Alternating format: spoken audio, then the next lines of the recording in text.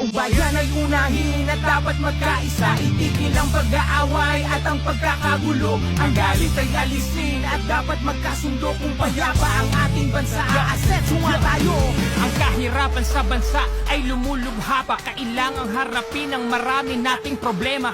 Maraming nagugutom sa Maynila at probinsya. At maraming trabahante di sapat ang kinikita. Pamilyang hindi sapat ang pagkain sa mesa. Kapag sila'y nagkasakit, wala rin pampaospital. Kabuhayang hinampas ang matinding kalamidad. At tumataas ang antas ng kriminalidad. Hindi mabuting panoorin na puro na lang kampihan. Kaliwat ka ng batikos, kabi-kabilang alitan ng dapat asikasuhin. At kailangang malunasan ng mga problemang nagpapahirap sa ating bayan. Sa ating ang panahon, pagkakaisa ang solusyon. Magtulungan tayo, ito ang kailangan ngayon. Dapat nagkakaisa para payapa ang bansa. Pagkakaisa ang kailangan, di pa mumulitika. Taong bayan ay unahin at dapat magkaisa.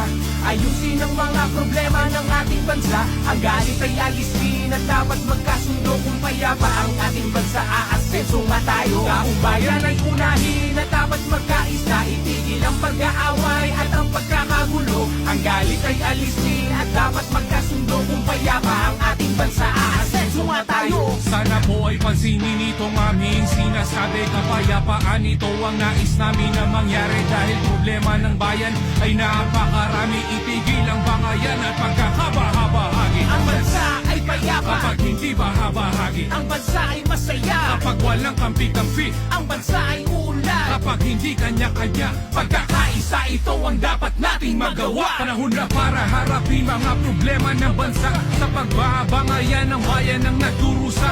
Nauubos lang ang oras na hindi mahalaga. Ang bigyan ng panahon kinabukasan ng bansa. Panahon na para harapin mga problema ng bansa. At magkaisang lahat mga inihalang madawag ng ubusin ng oras. Sa hindi mahalaga ang bigyan ng panahon kinabukasan ng bansa. Taong bayan ay unahin at dapat magkaisa.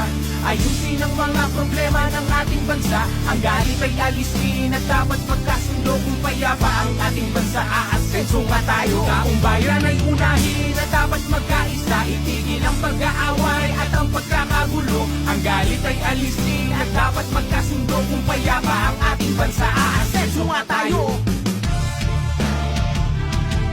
Ang bigyan ng panahon kinabukasan ng bansa.